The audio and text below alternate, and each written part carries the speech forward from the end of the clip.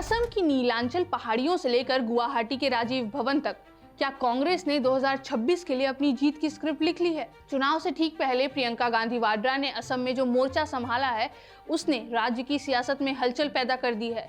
एक तरफ मां कामाख्या का आशीर्वाद और दूसरी तरफ सरकार के खिलाफ जनता की चार्जशीट। आखिर प्रियंका ने इस 2 दिवसीय दौरे में असम की राजनीति को कैसे बदल दिया? आइए देखते हैं इस खास रिपोर्ट में। नमस्कार, मैं हूं श्रुति और आप देख रहे हैं इस वक्त इंडियन प्रेस हाउस। दौरे की शुरुआत हुई आस्था के साथ। प्रियंका गांधी ने कामाख्या मंदिर में मत्था टेका, लेकिन चर्चा मंदिर के बाहर उस वायरल वीडियो की है जिसमें एक साधु ने उन्हें भविष्य की प्रधानमंत्री बता दिया। हालांकि प्रियंका ने बड़े सादगी से कहा, यहाँ मैं राजनीति नहीं, शांति और आशीर्वाद के लिए आई हूँ।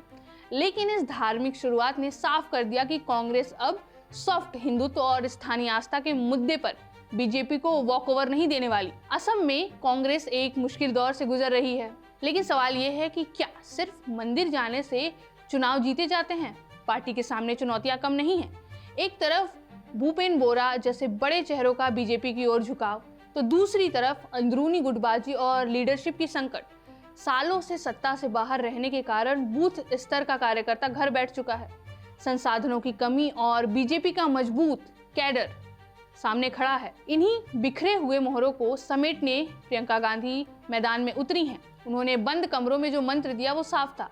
प्रियंका गांधी ने कहा, डरो मत, जो बिकने वाले थे वो जा चुके हैं, लड़ने वाले हमारे साथ हैं। प्रियंका गांधी ने कार्यकर्ताओं को याद दिलाया कि ये लड़ाई सिर्फ सत्ता की नहीं बल्कि असम की अस्मिता बचाने की है। उन्होंने सीधे निर्देश दिए कि टिकट की सिफारिश दिल्ली से नहीं बल्कि आपके पसीने से तय होगी। प्रियंका ने सिर्फ संगठन ही नहीं संभाला बल्कि हेमंत सरकार पर सीधा हमला बोला। 20 सूत्रीय पीपल्स चार्जशीट जारी करते हुए उन्होंने सरकार को घेरते हुए 4 बड़े आरोप लगाए हैं। पहला, अवैध कारोबार और भ्रष्टाचार का बोलबाला। दूसरा, स्थानीय लोगों की जमीन कॉरपोरेट को सौंपने का आरोप। तीसरा, चाय बागान श्रमिकों को 351 रुपए मजदूरी का वादा अब तक अधूरा। चौथा, असम में बढ़ते अपराधों पर तीखे सवाल। इस दौरे का सबसे भावुक पल वो था जब प्रियंका ने असम के चहेते कलाकार स्वर्गीय जुबीन गर्ग को याद किया। उन्होंने कहा कि जुबीन जी असम की आत्मा की आवाज थे। उन्होंने बीजेपी पर हमला बोलते हुए कहा कि असम की संस्कृति और विरासत की रक्षा करना ही कांग्रेस की असली लड़ाई है। असम में पार्टी के चेहरे गौरव गोगोई पर लग रहे आरोप के बीच गुवाहाटी की प्रेस कॉन्फ्रेंस में प्रियंका गांधी गौरव गोगोई के साथ खड़ी नजर आईं।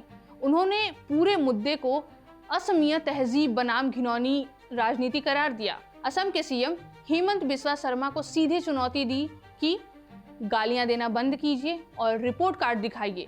जनता ये जानना चाहती है कि आपने उनके लिए क्या किया, न कि ये कि आप गौरव के परिवार के बारे में कितनी कहानियां बुन सकते हैं। प्रियंका गांधी ने कहा कि फरवरी के अंत तक उम्मीदवारों की पहली सूची आ जाएगी। प्रियंका की इस सक्रियता ने मुरझाई हुई असम कांग्रेस की नींद तो तोड़ी है, लेकिन बड़ा सवाल अब भी यही है कि क्या 1 दशक के बाद कांग्रेस असम में अपनी वापसी कर पाएगी या बीजेपी का किला अभेद्य रहेगा? आप इस पूरे मुद्दे पर क्या सोचते हैं, हमें कमेंट बॉक्स में जरूर बताइएगा और वीडियो को लाइक करिएगा, शेयर करिएगा और इंडियन प्रेस हाउस को सब्सक्राइब करना ना भूलिए।